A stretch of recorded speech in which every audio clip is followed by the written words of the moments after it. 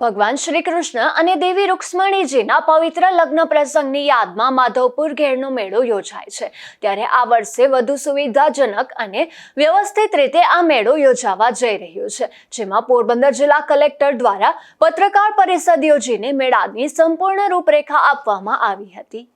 આગામી 27 માર્ચથી 31 માર્ચ દરમિયાન આયોજિત આ મેળા અંગે માહિતી આપતા પોરબંદર જિલ્લા કલેક્ટર એસડી ધાનાણીએ જણાવ્યું હતું કે જિલ્લા વહીવટી તંત્રનો મુખ્ય ઉદ્દેશ્ય મેળામાં ઉમટતા લાખો શ્રદ્ધાળુઓની સુખાકારી અને મોકળાશમાં વધારો કરવાનો છે। મેળાના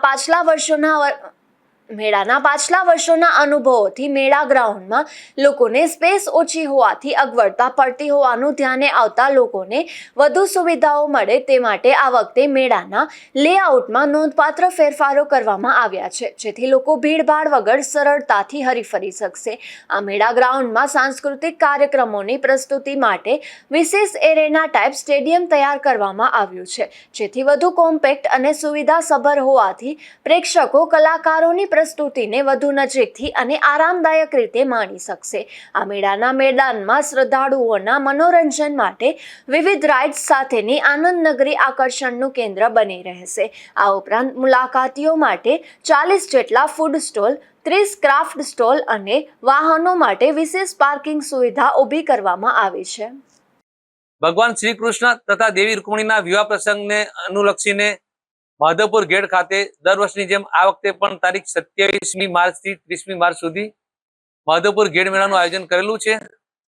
આ મેળામાં આપણે સરકાર સાથે ચર્ચા કર્યા મુજબ ગઈ વખતની થીમ પર જ કાર્યક્રમ થઈ રહ્યો છે। સ્ટેડિયમ એટલે કે જેમાં કલાકારો પરફોર્મ કરશે અને આજુબાજુ સ્ટેડિયમમાં બેસીને લોકો નિહાળી શકશે। આ ઉપરાંત આનંદ નગરી કે જેમાં નાની મોટી રાઇડ્સ હશે, ફૂડ સ્ટોલ અને ક્રાફ્ટ સ્ટોલ એની પણ આયોજન કર્યું છે। ગઈ મેળામાં થયેલી વૃદ્ધિને જાતા લોકોને સરળતાથી હરવા ફરવાની જગ્યા રહે માટે આપણે ફૂડ સ્ટોલમાં 10% નો ઘટાડો કર્યો છે, ક્રાફ્ટ સ્ટોલમાં ઘટાડો કર્યો છે અને સ્ટેડિયમ થોડું નાનું કર્યું છે, પરંતુ એ જ રીતે કલાકારો દ્વારા પ્રદર્શન થશે। વધારે વિગતો આવી રહી છે, જે ટૂંક સમયમાં આપ સૌના ધ્યાને મૂકીશું। આજે હું તમામ નાગરિકોને, પોરબંદર જિલ્લાના તથા આજુબાજુ જિલ્લાના નાગરિકોને, તમામ ધર્મપ્રેમી જનતાઓને આ માધવપુરના ગેડના મેળામાં તારીખ 27 થી 30 દરમિયાન પધારવા હાર્દિક નિમંત્રણ આપું છું। મેળામાં ટ્રાફિકની સમસ્યા નિવારવા માટે વહીવટી તંત્ર દ્વારા વિશેષ આયોજન કરવામાં આવ્યું છે, જેમાં ટ્રાફિક ડાયવર્ઝન સહિત મેળાના મુખ્ય વિસ્તારમાં ભારે અને મોટા વાહનોના પ્રવેશ પર પ્રતિબંધ મુકાયો છે। જોકે શ્રદ્ધાળુઓ માટેની બસોની એન્ટ્રી આપવામાં આવશે।